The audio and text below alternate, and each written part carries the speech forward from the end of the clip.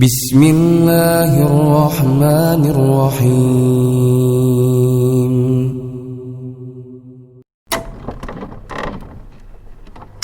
Bismillahirrahmanirrahim. Assalamualaikum warahmatullahi wabarakatuh.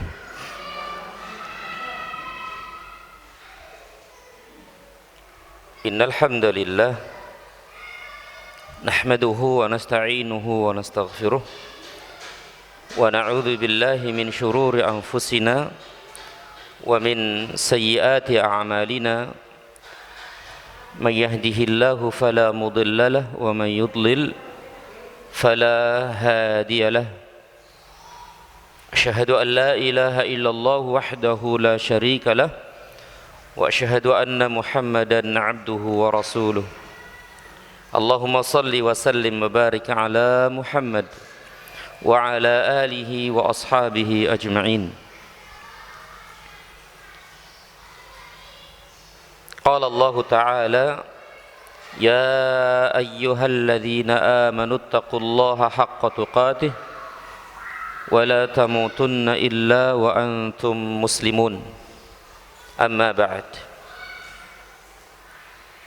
Akhwati fillah, a'azani Allah wa iyyakum. Para ibu sekalian dan saudari-saudariku sekalian yang saya muliakan dan yang senantiasa dirahmati dan diberkahi Allah Subhanahu wa taala. Pertama, segala puji hanya milik Allah Rabbal Alamin. Salawat serta salam senantiasa tercurah kepada junjungan Nabi besar kita Muhammad sallallahu alaihi wasallam. Sebagaimana juga kita memohon dan berdoa kepada Allah Subhanahu wa taala, semoga Allah Subhanahu wa taala menjadikan majelis kita ini majelis yang dirahmati dan diberkahi, begitu juga kita semua yang ada di dalamnya. Amin ya rabbal alamin. Akhwati fillah, rahimani wa rahimakumullah. Seperti biasa, kita melanjutkan kajian rutin kita dalam pembahasan fikih dalam kitab Fiqhus Sunnati lin Nisa wa ma yajibu an ta'rifahu kullu muslimatin min ahkamin, yaitu kitab fikih sunnah untuk para wanita muslimah. Pada pertemuan yang lalu telah kita bahas dan telah kita mulai bab salat.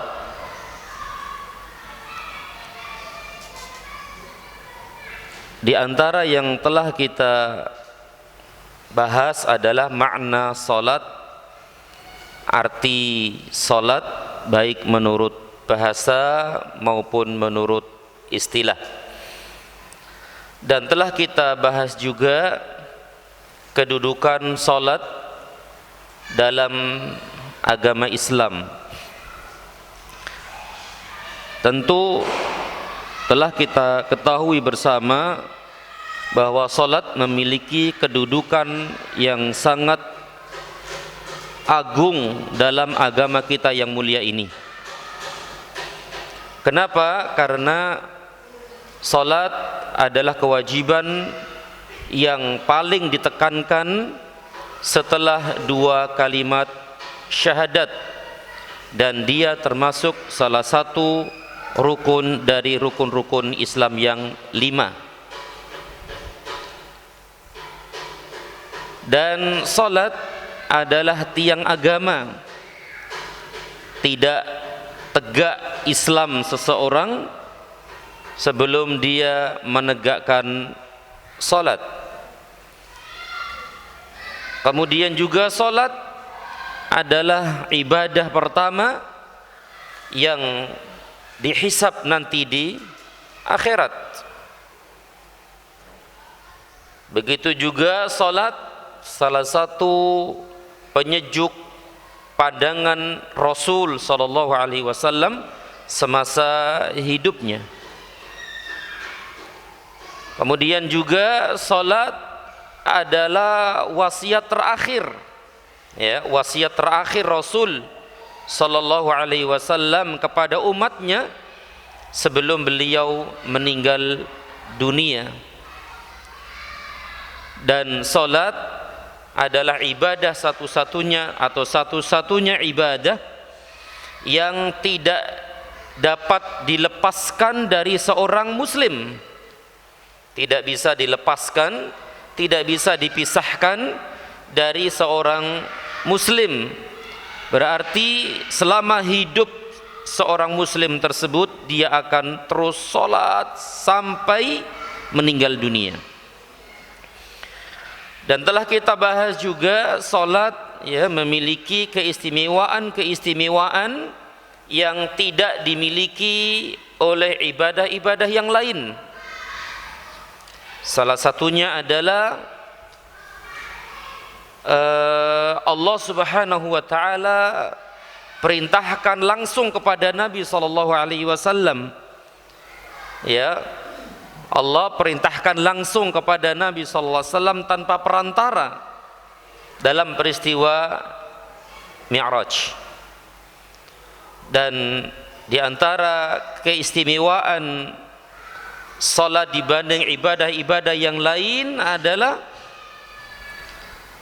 salat kewajiban yang paling banyak disebutkan dalam Al-Quran. Ya, salat adalah fardu atau wajib yang paling banyak disebutkan dalam Al-Quran.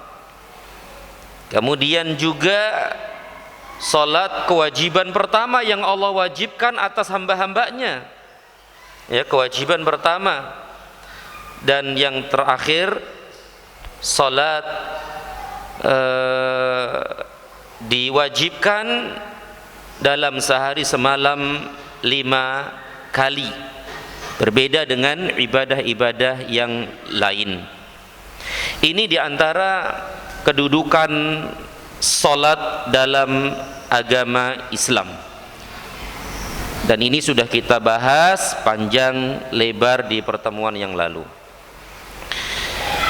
Tapi para ibu sekalian yang dirahmati Allah Subhanahu wa taala,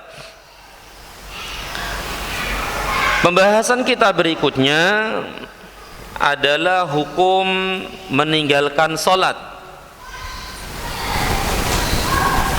Hukmu tarikatis salah, hukum orang yang meninggalkan salat. Dan insya Allah pembahasan ini tidak asing buat ibu sekalian. Perlu diketahui, orang yang meninggalkan salat itu ada 2 kemungkinan. Kemungkinan pertama, meninggalkan salat karena mengingkari kewajiban salat. Mengingkari kewajiban salat berarti dia meyakini bahwa salat itu tidak wajib. Tentu yang kita bahas di sini adalah salat wajib loh ya, salat wajib 5 waktu itu. Jadi ini kemungkinan yang pertama, meninggalkan salat karena mengingkari kewajiban salat. Dengan kata lain, dia meyakini bahwa salat 5 waktu itu tidak wajib. Ya, tidak wajib. Berarti dia kalau salat ya bagus, dapat pahala. Kalau enggak salat ya enggak apa-apa. Nah, berarti jelas orang ini tidak salat karena mengingkari kewajiban salat. Pengingkaran ini tentu muncul dalam hati, ya, muncul dari hati seseorang. Dan terkadang meskipun dari hati, terkadang juga dikeluarkan melalui lisan-lisan mereka. Tetapi pada asalnya pengingkaran ini dari hati apa dari lisan? Dari hati pengingkaran ini, ya.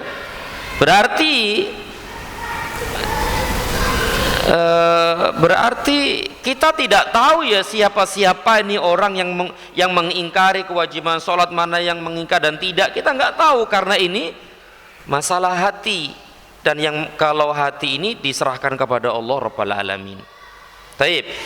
Ini kemungkinan yang pertama. Kemungkinan yang kedua, meninggalkan sholat karena malas, karena meremehkan kewajiban sholat, menganggap kecil, tetapi dia masih meyakini kewajiban sholat.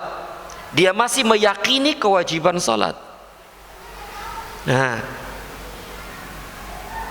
tapi karena malas itulah dia nggak mau sholat gitu. Karena menganggap remeh, menganggap kecil urusan sholat itu, maka dia tidak sholat. Tapi ketika ditanya, kamu masih meyakini nggak sih sholat itu wajib? Iya, saya masih yakin, saya masih meyakini sholat 5 waktu itu wajib. Nah, dari dua keadaan ini masing-masing memiliki hukum yang berbeda, ya, memiliki hukum yang berbeda. Yang pertama, kalau dia meyakini atau mengingkari, ya, kalau dia mengingkari kewajiban sholat, maka hukumnya keluar dari Islam, ya, dia keluar dari Islam, dan ini disepakati oleh para ulama dan disepakati oleh kaum muslimin. Tidak ada seorang ulama pun yang berbeda pendapat dalam masalah ini, bahwa meninggalkan sholat karena mengingkari kewajiban sholat hukumnya kafir, murtad, keluar dari Islam. Na'udzubillahi min dzalik. Meskipun terkadang dia sholat, meskipun terkadang dia sholat tidak, iya, terkadang dia sholat, tapi karena keyakinannya itulah yang menyebabkan dia keluar dari Islam, dan ini disepakati oleh para ulama dan kaum muslimin. Ada nggak orang seperti ini? Oh, banyak sekali para ibu sekalian, banyak sekali orang yang seperti ini. Tetapi kita tidak tahu siapa-siapa di antara mereka, nggak tahu, karena ini berkaitan dengan hati, sedangkan tidak ada yang mengetahui urusan hati kecuali dia sendiri dan Allah Subhanahu wa ta'ala. Taib. Kemudian yang kedua, meninggalkan sholat karena malas, karena meremehkan dan menganggap kecil urusan sholat ini. Maka inilah yang menjadi perbedaan para ulama, ya, yang menjadi perbedaan para ulama. Pendapat pertama, yaitu pendapat disebutkan dalam kitab ini, yaitu pendapat Imam Ahmad, ya, yang masyhur, pendapat Imam Ahmad bin Hanbal rahimahullahu ta'ala dan lainnya. Pendapat ini mengatakan bahwa meninggalkan sholat karena malas, kafir. Kafir. Tentu yang kita bahas di sini sesekali loh Bu, ya. Sekali sholat, sekali tidak, sekali sholat, sekali tidak. Tapi kalau nggak pernah sholat sama sekali gimana? Ya kafir. Ini pendapat yang kuat. Kalau nggak sholat sama sekali, belas gitu, maka sudah keluar dari Islam. Tapi pembahasan di sini adalah malas sholat, ya, sesekali gitu loh, karena malas, karena enggan, ya, begitu, sesekali. 2, 3, 4, 5 kali begitu. Maka pendapat Imam Ahmad hukumnya kafir, murtad, keluar dari Islam. Masya Allah. Jenengan milih pendapat ini tidak? Yo kok enggak sih yo? Gimana? Masya Allah. Ini dia ya. Ini pendapat Imam Ahmad bin Hanbal rahimahullah ta'ala. Sebagaimana Rasulullah sallallahu alaihi wasallam bersabda, inna bainar rajuli wa bainas syirki wal kufri tarkus shalah. Sesungguhnya pembeda antara seseorang dan kemusyrikan atau kekufuran adalah meninggalkan salat. Hadis sahih riwayat Muslim dan yang lainnya. Ya, inna bainar rajuli wa bainas syirki wal kufri tarkus shalah. Sesungguhnya pembeda antara seseorang dan kemusyrikan atau kekufuran adalah meninggalkan salat. Berarti hadis secara zahir, hadis ini kalau dicermati secara zahir ya, adalah kafir. Nabi tidak menyebutkan meninggalkan salat karena malas atau karena mengingkari kewajiban salat. Nabi tidak menyebutkan itu. Pembeda antara seseorang dan kesyirikan, kekufuran adalah meninggalkan salat. Nabi tidak menyebutkan karena malas, karena mengingkari, enggak menyebutkan. Berarti kan secara zahir meninggalkan salat karena malas juga masuk dalam hadis ini, yaitu kafir.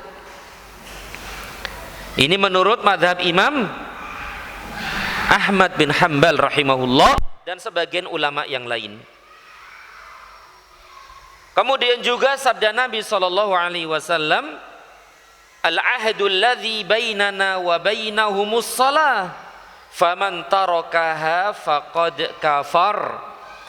Pembeda antara kita dan mereka adalah salat. Barang siapa meninggalkan salat, maka ia telah kafir. Loh.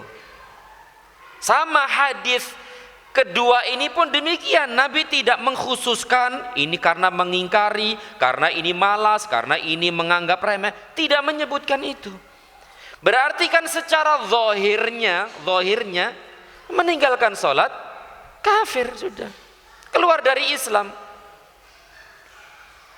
Nah, inilah pendapat Imam Ahmad ya rahimahullahu taala dan sebagian jamaah yang lain.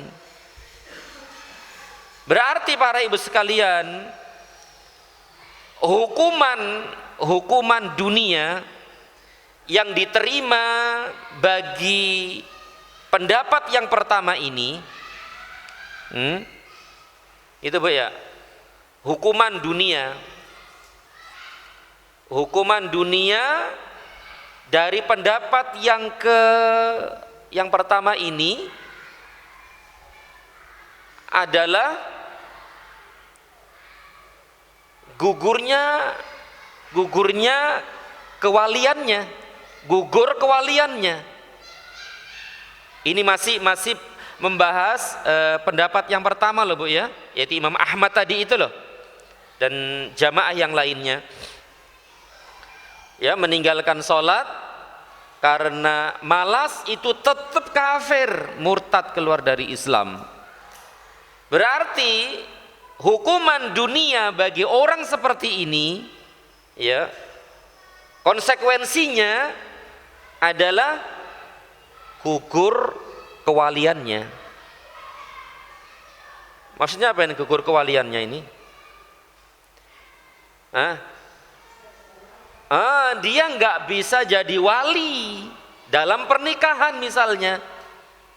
Kalau misalnya anaknya muslimah menikah, dia tidak bisa menjadi wali bagi anaknya itu, karena gugur kewaliannya, jatuh kewaliannya. Ini hukuman dunia. Kalau hukuman akhirat ya jelas neraka kan gitu, karena keluar dari Islam kok ya. Tapi hukuman dunia ini, paham Bu ya? Paham Bu? Ini pendapat Imam Ahmad loh ya, masih pendapat Imam Ahmad. Kemudian yang kedua, orang ini tidak mewarisi dan tidak diwarisi.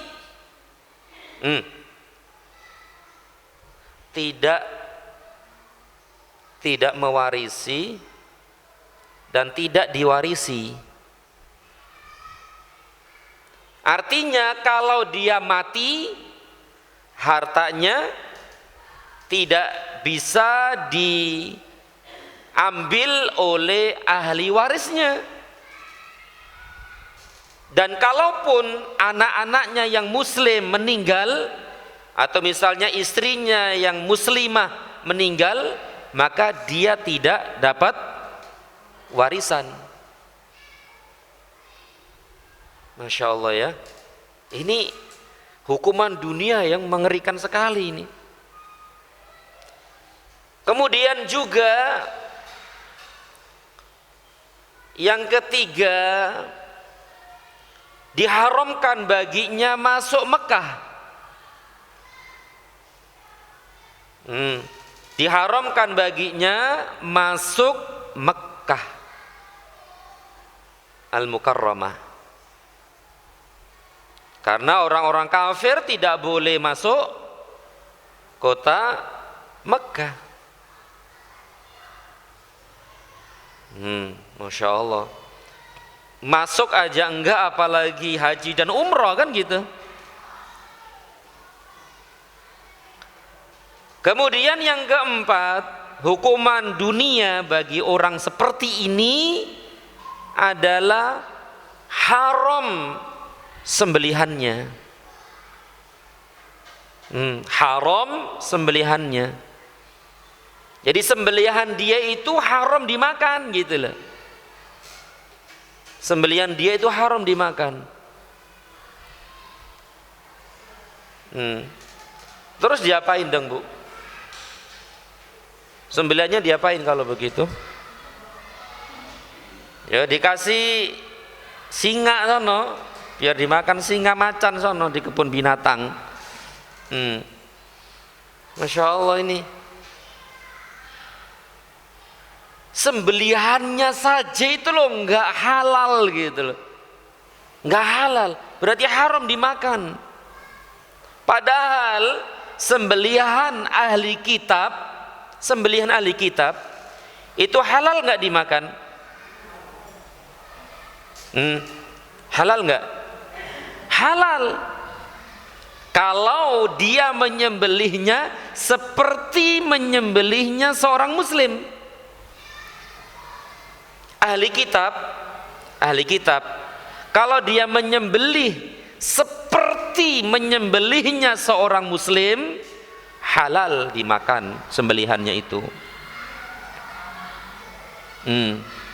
Syaratnya harus sama dengan sembelihan orang muslim loh ya, kalau digarisbawahi itu. Tetapi ini orang yang seperti ini, itu sembelihannya haram dimakan, tidak boleh dimakan. Masya Allah ya. Kemudian yang kelima, tidak disolatkan, nggak disolati. Kalau mati nggak disolatin.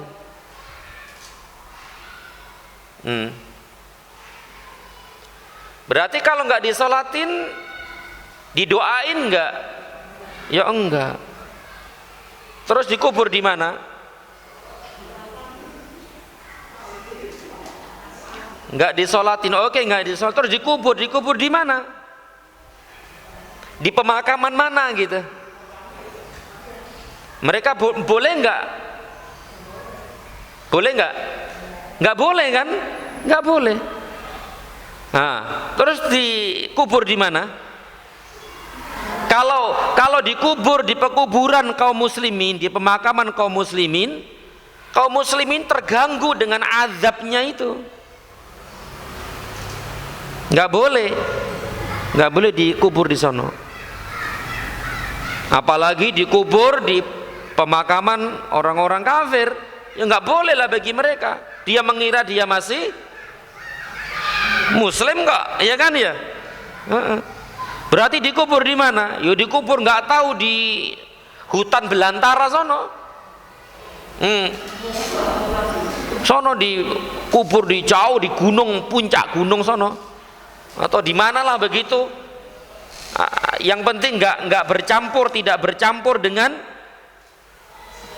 kaum muslimin. Masya Allah ya, ini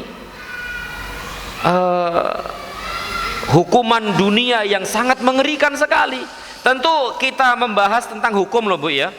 Kita ini membahas tentang hukum, bukan membahas per orang, enggak. Kita membahas hukum. Ya. Kemudian yang keenam, hukuman dunia bagi mereka adalah haram menikahi wanita-wanita muslimah. Ya, haram menikahi wanita-wanita muslimah. Kenapa? Karena dia kafir. Ya, kafir. Maka tidak boleh laki-laki kafir menikah dengan wanita muslimah. Jelas ini tidak boleh. Masya Allah. Inilah para ibu sekalian, minimal ada 6 hukuman dunia bagi mereka orang-orang yang meninggalkan sholat, meskipun dia ini meskipun malas menurut madhab imam siapa tadi? Imam Ahmad bin Hanbal rahimahullahu ta'ala. Masya Allah. Dan mungkin anti semua tidak berpendapat dengan pendapat ini, betul Bu ya? Mungkin ya, mungkin. Taib. Sedangkan Imam Abu Hanifah, Imam Malik, Imam Syafi'i, dan imam-imam yang lain, mereka berpendapat bahwa orang yang meninggalkan sholat karena malas, karena lalai, karena meremehkan, tapi dia masih meyakini kewajiban sholat, maka orang tersebut tidak dihukumi kafir. Tidak dihukumi kafir. Berarti dia masih apa? Masih apa? Masih muslim. Tapi muslim yang fasik. Ya, muslim yang berbuat dosa besar. Tapi dia masih muslim gitu loh. Tidak keluar dari Islam. Dia muslim atau muslimah. Berbeda dengan mazhab Imam Ahmad tadi, itu keluar dari Islam. Kalau pendapat Imam Abu Hanifah, Imam Malik, Imam Syafi'i, dan imam-imam yang lain itu tidak sampai keluar dari Islam. Dia masih muslim tapi telah berbuat dosa yang sangat besar sekali.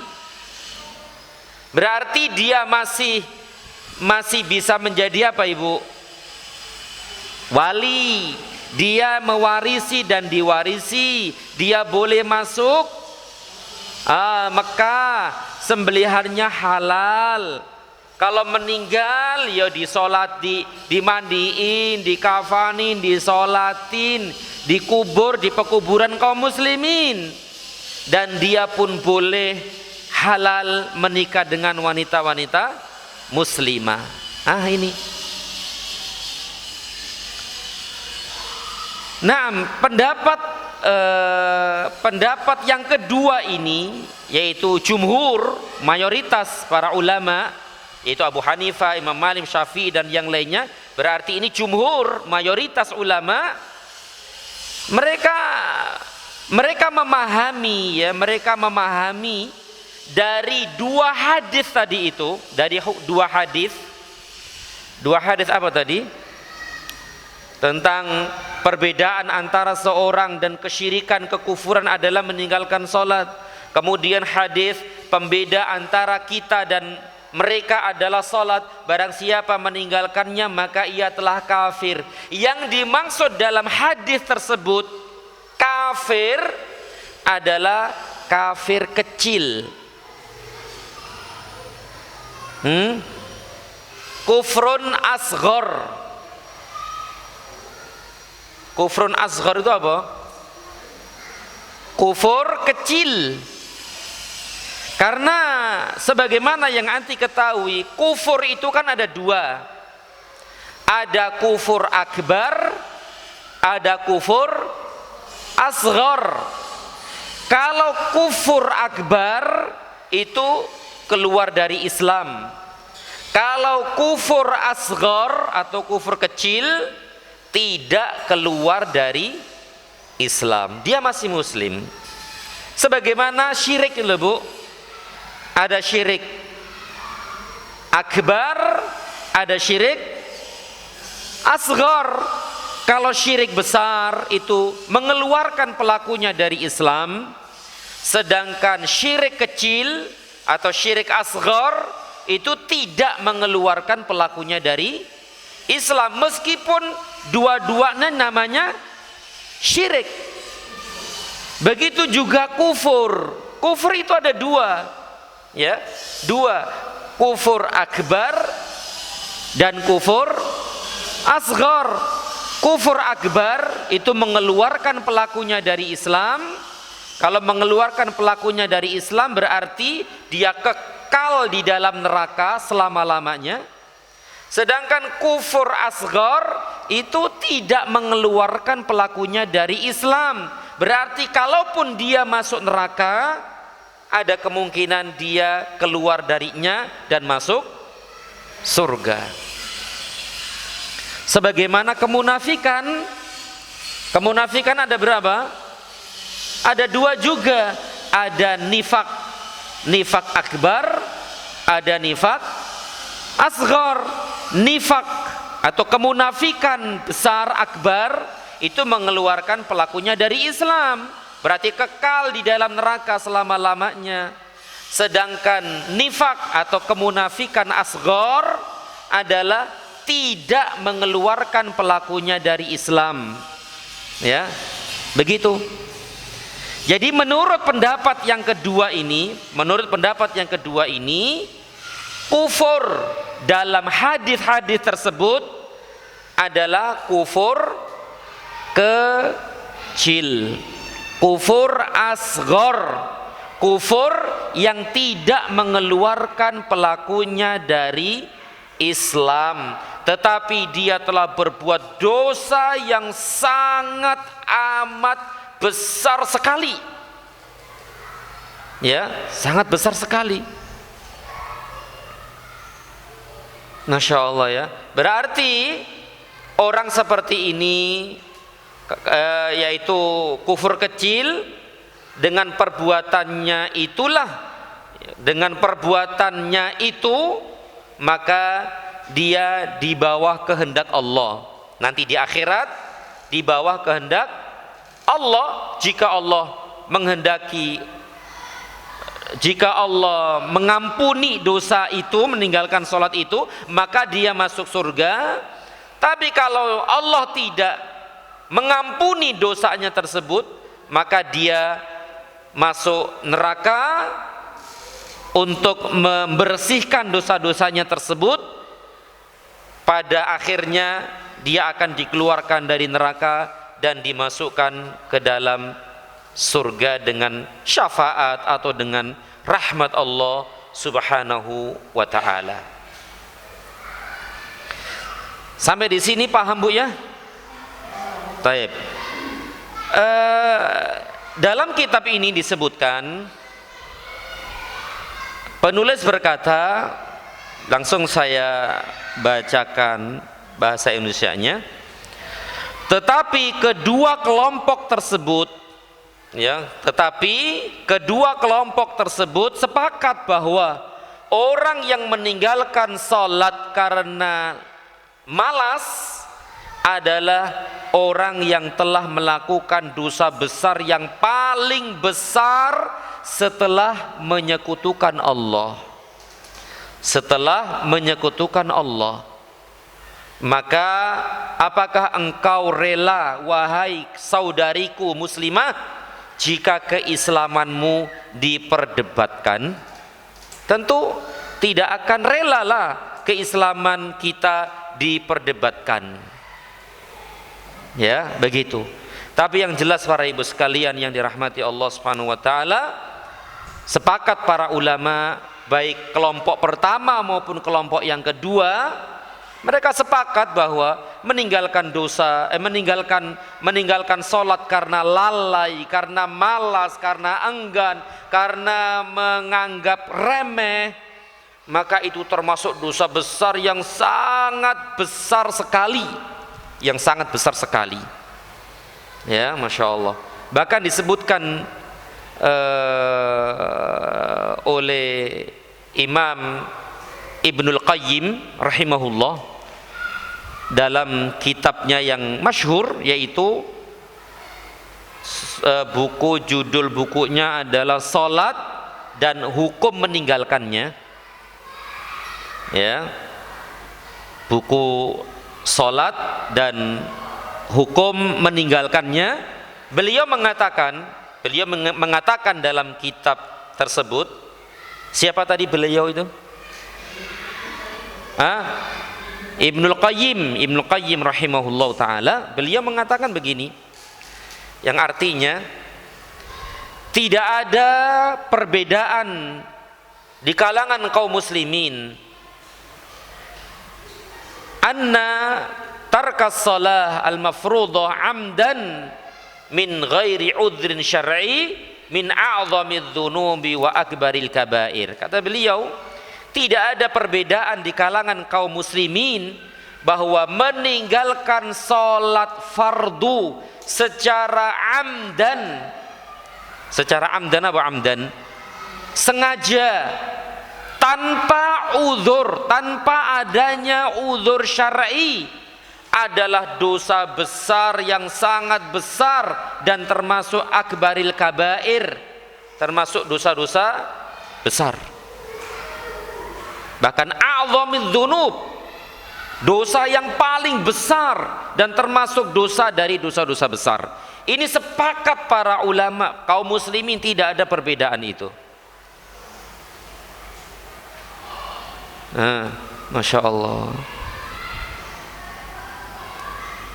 Ingat, meninggalkan sholat wajib dengan sengaja, ya tadi sengaja, berarti tanpa adanya uzur, tanpa uzur syar'i, maka dia telah melakukan dosa besar yang sangat besar dan termasuk jajaran dari dosa-dosa besar.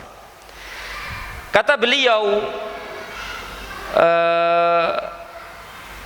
wa anna itsmahu indallahi a'zam min itsmi qatlin nafs wa akhdhil malil amwal, ya, wa min itsmi zina was sariqa wa syurbil khamr. Kata beliau, dan dosanya di sisi Allah, yaitu dosa meninggalkan sholat secara sengaja tadi itu tanpa udzur syar'i, ya, dosanya di sisi Allah itu lebih besar daripada dosa membunuh jiwa.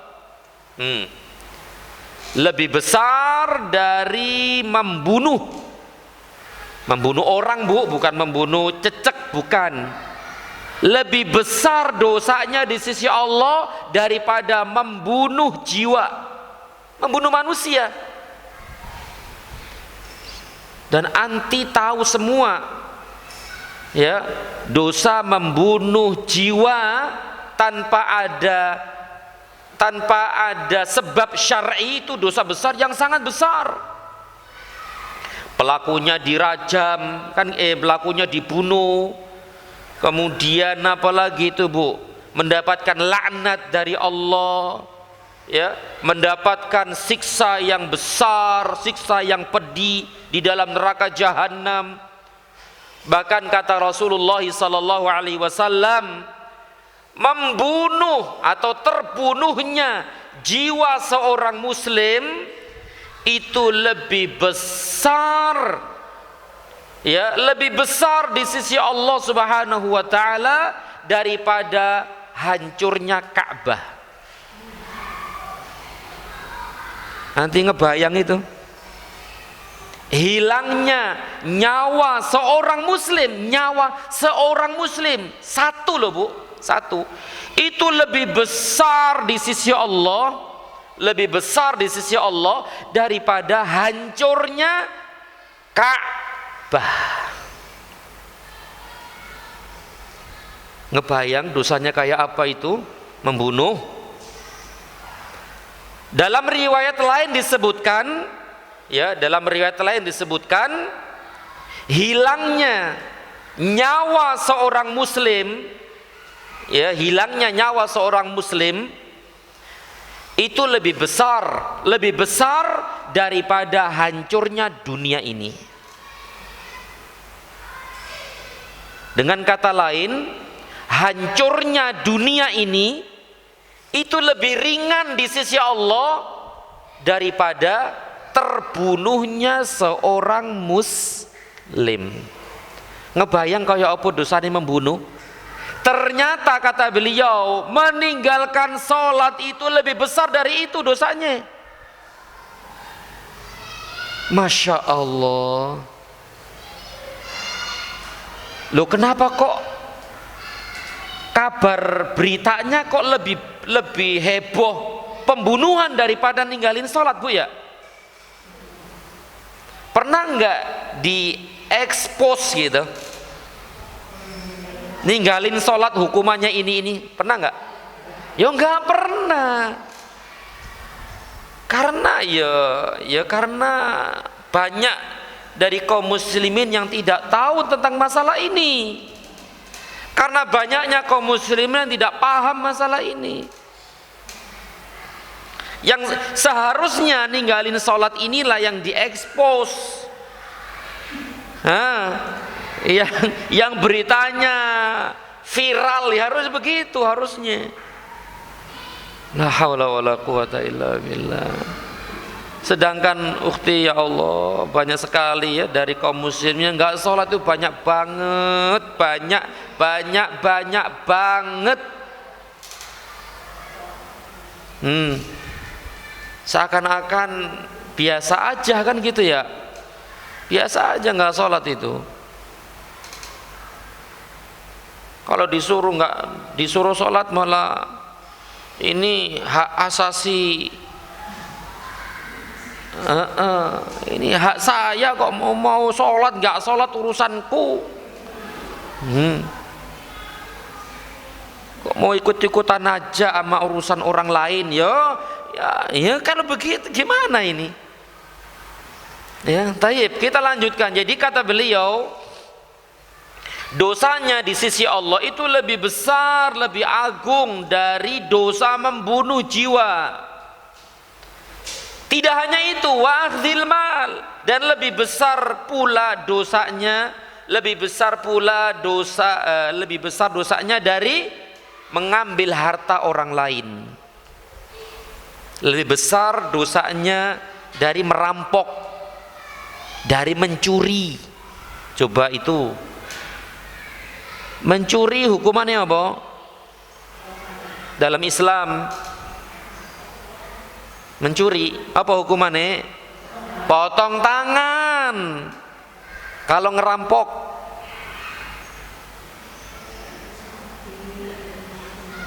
ayo, kalau ngerampok sama-sama ngambil harta orang lain dengan cara yang batil enggak? Iya sama. Tapi beda enggak hukumannya? Beda. Kalau mencuri itu potong tangan sudah. Kalau merampok ini dirinci. Kalau dia merampok kemudian mengambil harta korban dan membunuhnya, apa hukumannya? Dia bisa mengambil harta korban dan membunuh si korban itu dan membunuhnya. Apa hukumannya? Hukumannya itu disalib. Disalib di tengah jalan sono yang banyak orang, disalib hidup-hidup tuh. Disalib hidup-hidup siang malam pagi petang. Nah, setelah itu dibunuh. Coba, setelah itu dibunuh, disalib dan dibunuh. Ini kalau dia membunuh korban dan mengambil hartanya. Tayyib, kalau dia hanya membunuh tanpa mengambil harta korban, apa hukumannya? Enggak, dibunuh saja tanpa disalib. Dibunuh saja tanpa disalib. Kemudian bagaimana kalau dia hanya dapat mengambil harta korban tanpa membunuhnya? Apa hukumannya? Dapat hartanya doang tanpa membunuh. Hukumannya apa? Hukumannya dipotong tangan bersilang dengan kaki.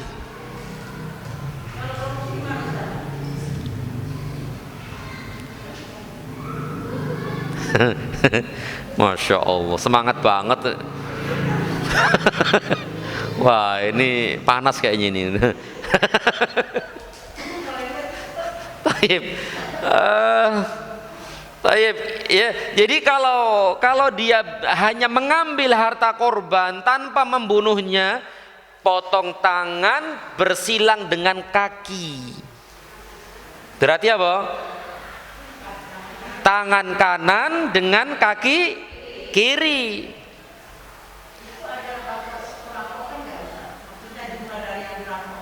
Ya jelas itu nanti di pengadilan.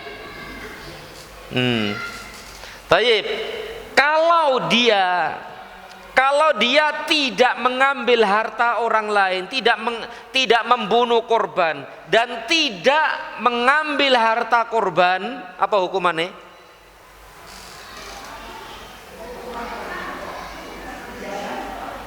Orang ini suka nakut-nakutin orang tuh. Jangan lewat sono tuh, itu banyak rampok ning kono. Apa hukumannya? Diusir dia. Diusir dari negerinya.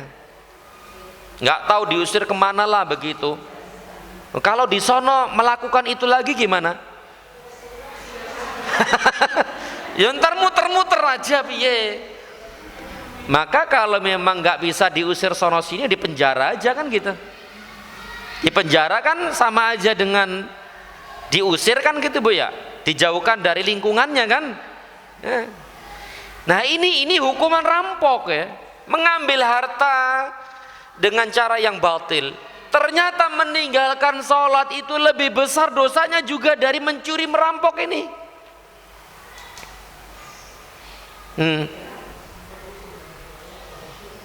Tadi koruptor diapain?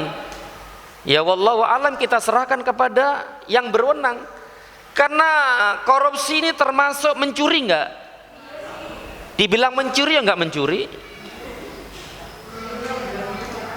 Dibilang ngerampok ya enggak ngerampok. Definisi mencuri apa Sugi? Mengambil harta orang lain yang tersimpan di tempatnya. Motor udah di parkiran, bahkan udah dimasukkan ke kamar tidur, dirantai sama kakinya tuh bisa tuh dicuri orang tuh. Nah itu namanya mencuri. Kalau korupsi kayak gitu enggak. Ayo. Iya, tapi kan beda hukumnya jadinya. Berarti dikatakan mencuri ya bukan mencuri, dikatakan ngerampok ya bukan merampok. Kalau memang tidak ada hukum curi merampok, berarti hukumannya diserahkan kepada pemerintah. Tergantung pemerintah mau hukum apa ya terserah, wallahu alam. Karena tidak ada dia dibilang mencuri ya tidak mencuri, merampok ya tidak merampok. Ya kita serahkan kepada yang berwenang, wallahu alam begitu.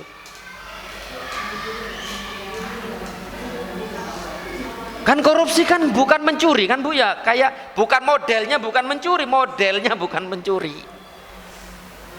Kan tinggal nambahin nol kan gitu. Nambahin nol kan gitu Bu ya. Kebutuhannya nolnya 3, ditambahin berapa ya? Ditambahin 6 kan gitu aja kan. Berarti kan udah pada tahu semua. Ini tahu, fulan tahu, si fulan tahu semua. Betul nggak tuh? Tahu semua. Wes podo kong kali kong lah istilahnya ngono lho. Wes doh ngerti kabeh ngono lho. Nah, berarti kan bukan mencuri. Maka itu hukumannya berbeda. Ya wallahu alam, diserahkan kepada yang berwenang. Tapi kok kesono-sono sih ya? Aduh. Ini sekedar pengetahuan ya, pengetahuan. Baik, kita lanjutkan. Jadi meninggalkan sholat, kata beliau ini Ibnu Qayyim rahimahullah ta'ala, lebih besar dosanya dari membunuh, dari mencuri, merampok. Wa min ismi zina, dan lebih besar juga dosanya daripada zina. Sedangkan zina hukumannya apa? Tergantung siapa yang melakukannya. Kalau belum menikah, belum pernah menikah, hukumannya apa? Cambuk 100 kali, kemudian diasingkan selama 1 tahun. Ini kalau belum pernah menikah. Ya, dicambuk 100 kali dan diasingkan selama 1 tahun. Kalau sudah menikah, sudah pernah menikah nih, maka jelas hukumannya apa Ibu? Dirajam sampai mati, dilempari batu, ya sampai mati. Itu hukum ya zina, yang hukum orang yang berzina dan dia sudah pernah menikah.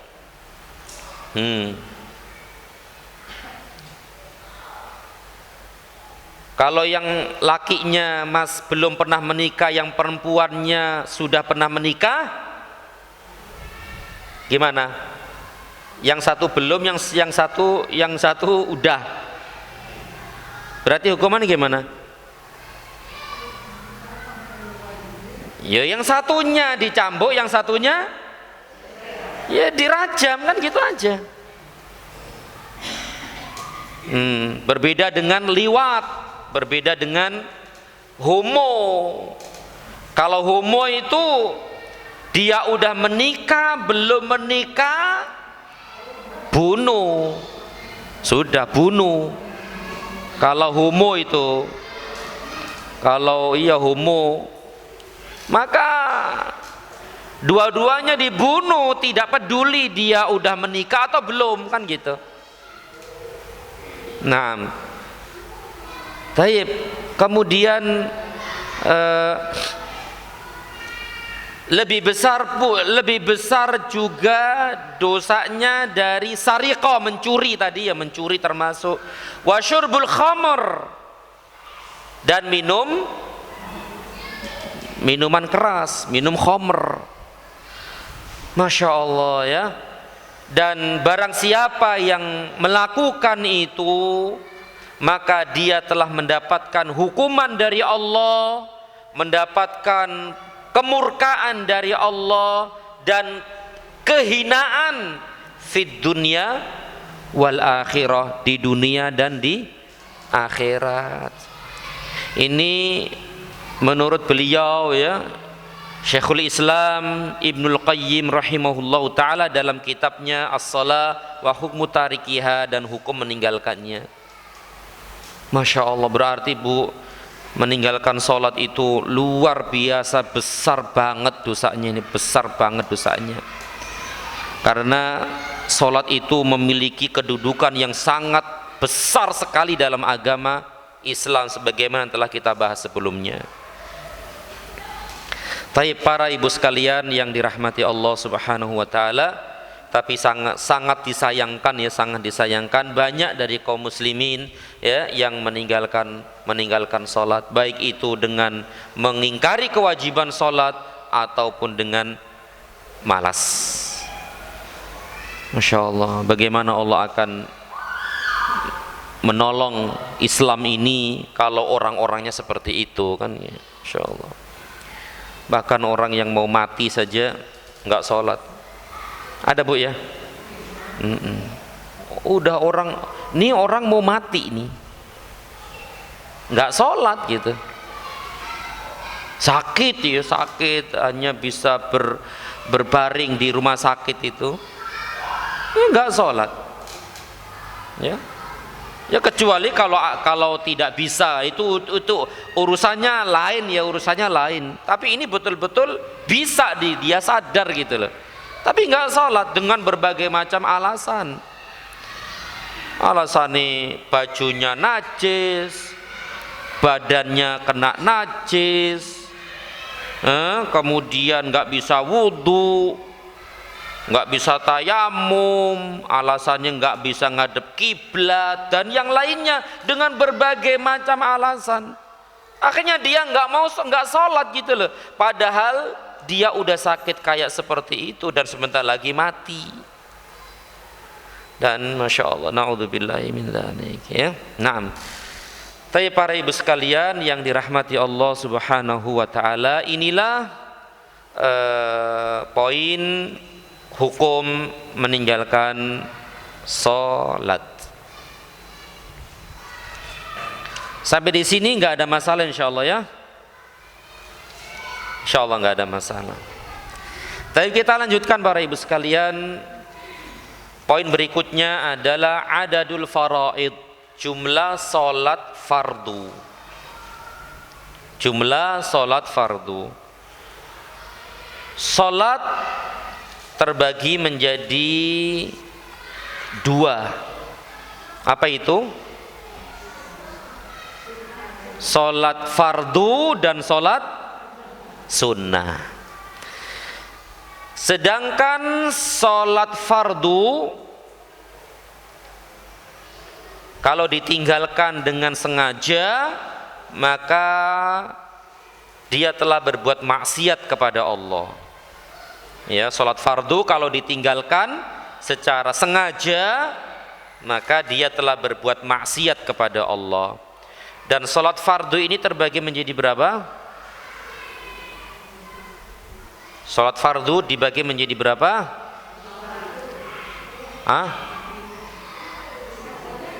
Ini sholat fardu ada berapa? Ya ada dua lah.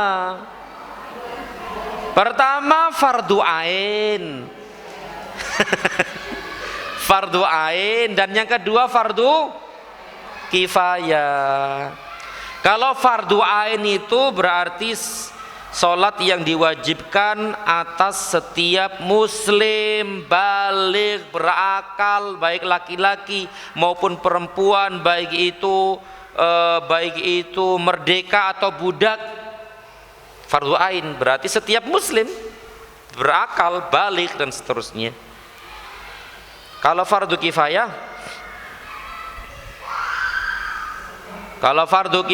itu kewajiban yang kalau sudah dilakukan sebagian kaum muslimin, maka gugur kewajiban atas yang lainnya. Kayak sholat apa? Sholat jenazah. Kalau fardu ain seperti sholat apa? Sholat apa? Yo 5 waktu lah. Itu fardu ain kan ya. Naam, sholat 5 waktu. Sedangkan sholat sunnah, kalau meninggalkan sholat sunnah dengan sengaja termasuk maksiat tidak?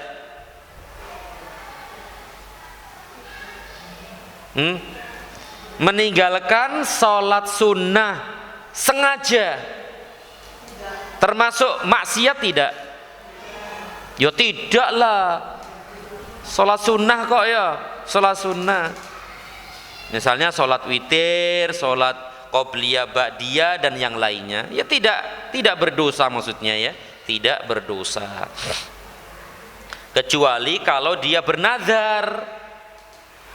Ya, kalau dia nazar sholat qobliyah ba'diyah terus selama sebulan, maka qobliyah ba'diyah itu menjadi apa? Wajib bagi dia. Wajibnya karena nazar. Tapi pembahasan kita adalah fardu ain ya, fardu ain, yaitu setiap muslim, muslimah dan seterusnya.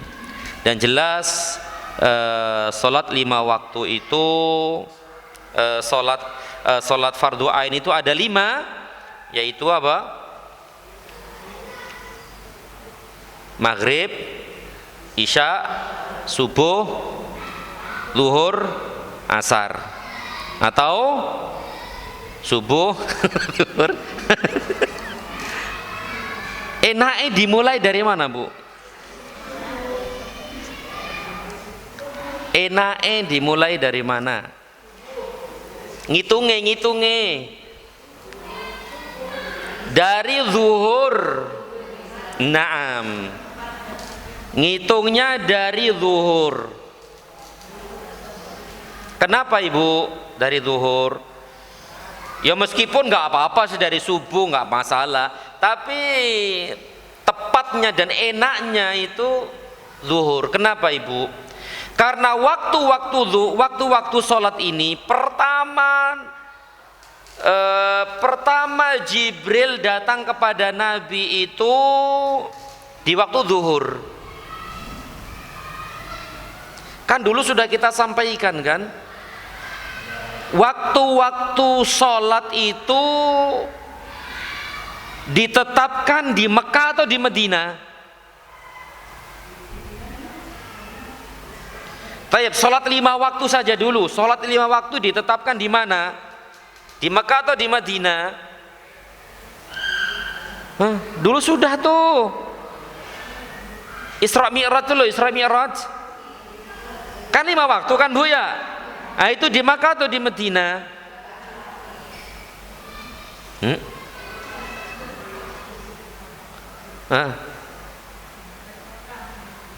Madinah. Wah, yes. Berbeda para ulama Rawalumbu ini. Masya Allah. Nah, jelas di Mekah lah Bu, di Mekah. Naam, di Mekah. Dalam peristiwa Isra Mi'raj, yaitu tahun ke-10 kenabian, dulu sudah kita bahas. Nah waktu itu belum ditetapkan gitu loh Bu. 5 waktu tapi belum ditetapkan zuhur, asar, maghrib, isya, subuh, belum ditetapkan. Waktu itu kan baru 2 rakaat, 2 rakaat, 2 rakaat, 2 rakaat, 2 rakaat. Selama di Mekah itu. Berarti berapa tahun itu Bu? 2 rakaat, 2 rakaat, 2 rakaat, 2 rakaat, 2 rakaat. Berapa tahun?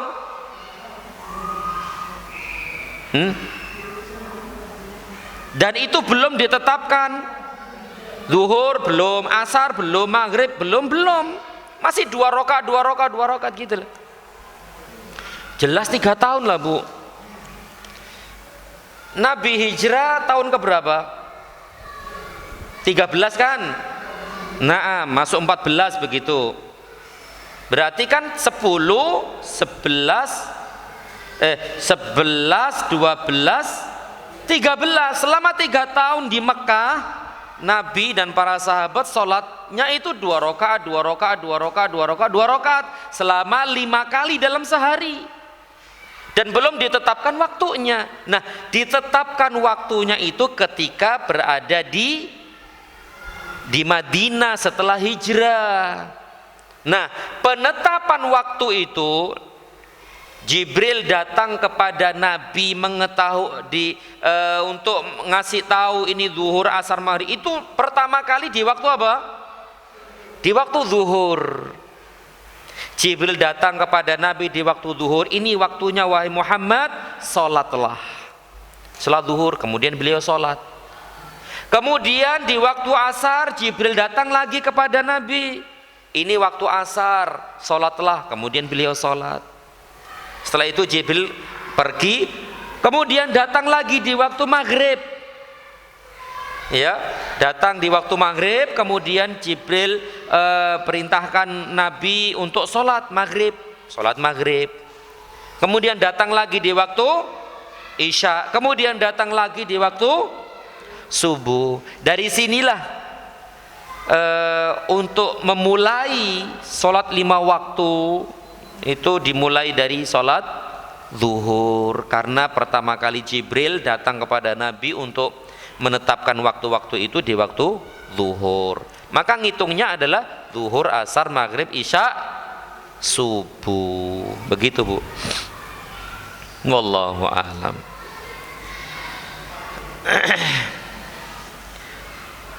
Dalilnya mana sih, Bu, kalau sholat 5 waktu itu fardu? Dalilnya mana? Ya banyak gitu ya, banyak ya, wis banyak. Di antaranya adalah disebutkan dalam hadis yang Thalhah bin Ubaidillah radhiyallahu anhu, bahwa seorang Arab Badui datang kepada Rasulullah SAW dengan rambutnya yang acak-acakan. Ia berkata, wahai Rasulullah, salat apakah yang diwajibkan kepadaku? Wahai Rasulullah, salat apakah yang diwajibkan kepadaku? Lalu Rasulullah sallallahu alaihi wasallam menjawab, as-salawatil khams illa an tatawwa'a syai'a, yaitu salat yang 5 waktu, kecuali jika engkau ingin menambahnya dengan yang sunnah. Nah, hadis ini jelas menunjukkan bahwa sholat fardu itu ada 5, ya. Selain itu berarti sunnah, ya. Dan nanti ada pembahasan tersendiri tentang sholat sunnah.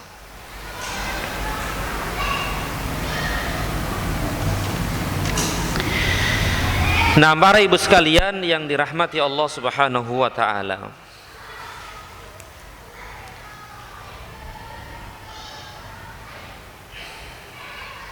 pembahasan berikutnya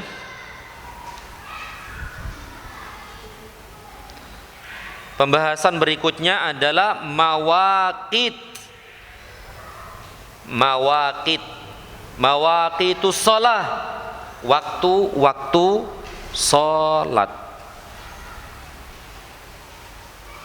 Waktu-waktu salat,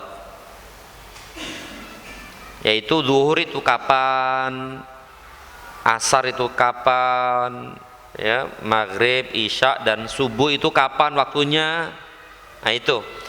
Taib, yang menjadi ukuran waktu, yang menjadi patokan dalam waktu salat ini adalah matahari. Matahari apa bulan? Matahari. Bukan jam kan ya? Bukan jam. Bukan. Pada asalnya bukan. Pada asalnya adalah matahari. Matahari berputar itu. Makanya yang dibahas dalam waktu-waktu sholat ini berkaitan dengan matahari, kecondongan dan yang lainnya, itu matahari. Tetapi kan kita sulit mengetahui waktu sholat dengan matahari, tentu akan banyak kesulitan. Tetapi subhanallah ya, Allah telah berikan banyak kemudahan untuk mengetahui waktu sholat. Salah satunya apa ibu? Jam, terus HP bunyi sendiri tuh, adzan, alarm. Banyaklah, walhamdulillah. Ini adalah nikmat dari nikmat Allah kepada kaum muslimin. Coba seandainya dengan matahari gimana? Sulit nggak? Sulit. Tapi subhanallah ya, Allah berikan anugerah ya, kemudahan bisa mengetahui waktu-waktu sholat dengan baik ya, dengan baik. Alhamdulillah. Tapi para ibu sekalian, waktu sholat memang sudah ditetapkan oleh Allah. Yang menetapkan waktu sholat itu siapa ibu? Ya Allah, sebagaimana firman Allah dalam surat An-Nisa ayat 103 itu, innas salata kanat 'alal mu'minina kitaban mawquta. Sesungguhnya salat itu adalah kewajiban yang ditentukan waktunya atas orang-orang yang beriman.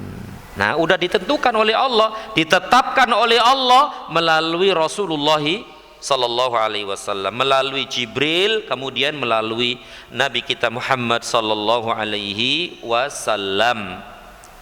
Ada nggak sih Bu hikmah Allah menetapkan zuhur itu kok jam segitu?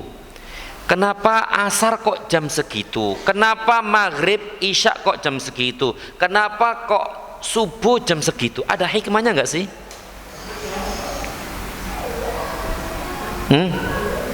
Ada hikmahnya nggak? Ada. Tentu hikmahnya hanya Allah yang tahu. Ya, hikmahnya tentu Allah yang tahu. Tetapi terkadang syariat-syariat itu diketahui keutamaannya, hikmahnya, faidahnya, meskipun kita tidak disuruh untuk mencari hikmahnya. Tetapi terkadang kita mengetahui hikmah-hikmahnya. Untuk apa? Untuk semakin semangat dalam menjalankan syariat tersebut.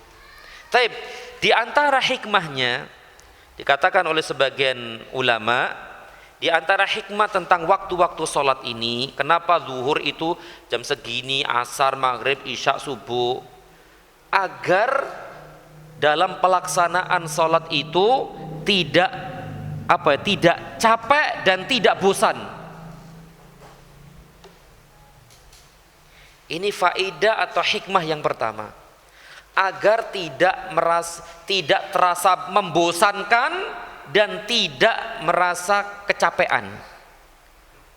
Betul Bu ya? Bisa diterima nggak hikmah ini? Bisa banget. Coba kalau zuhur sampai subuh di satu waktu, habis salam bangkit lagi, habis zuhur salam bangkit lagi, asar, setelah asar langsung maghrib, setelah maghrib langsung isya, habis isya subuh. Bosan nggak gitu? Capek nggak gitu? Capek? Ya capek lah, letih dan membosankan. Makanya Allah syariatkan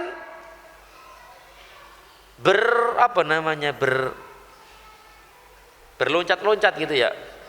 Berloncat-loncat. Zuhur, asar, maghrib, nah itu. Alhamdulillah. Sehingga tidak memberatkan kaum muslimin. Tidak memberatkan. Cuma 5 menit selesai. 5 menit selesai. 5 menit selesai.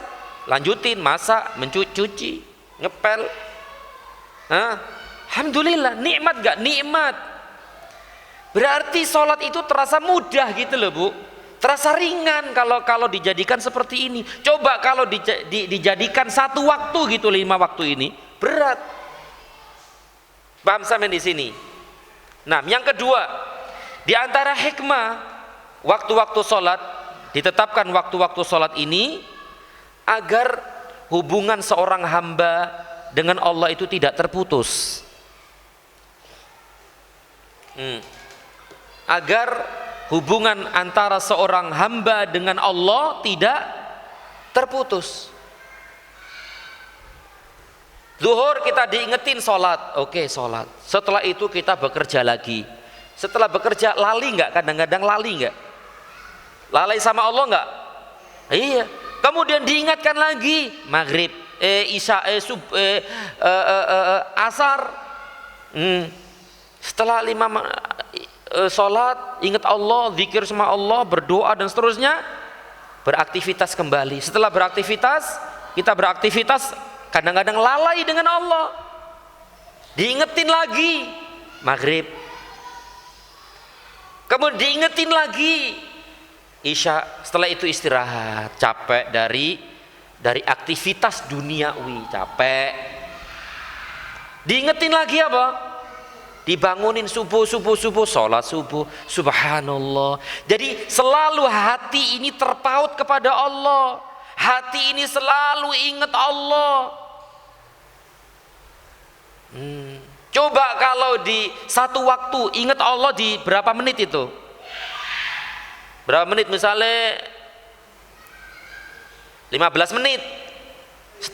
Selebihnya gimana? Selebihnya dunia.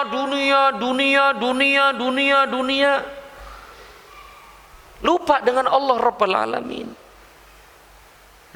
Subhanallah. Maka dijadikan waktu ini seperti ini, alhamdulillah, nikmat dari Allah. Kemudian di antara faidahnya adalah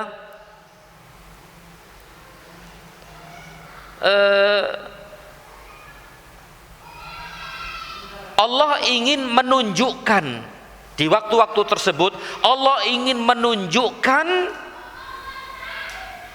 tanda-tanda yang menakjubkan kepada manusia.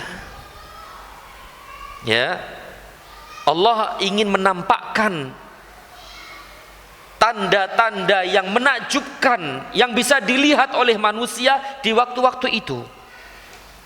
Misalnya nih, zuhur, subhanallah. Zuhur itu kan perpindahan antara waktu pagi dengan siang atau sore? Siang apa sore ya? Enaknya ya. Yang jelas bagaimana matahari itu tepat di atas kepala gitu loh, Bu. Tepat di atas kepala, kemudian geser sedikit, kita diingatkan, Masya Allah, begitu menakjubkan ciptaan Allah ini, matahari. Kok bisa tepat di atas kepala sehingga bayangan kita itu tidak terlihat. Subhanallah. Allah ingin menampakkan makhluk dari makhluk-makhluk Allah yang sangat menakjubkan ini di waktu zuhur. Kemudian di waktu asar, yaitu nggak tahu hikmahnya apa ya asar itu. Bayangannya bisa sama dengan benda itu.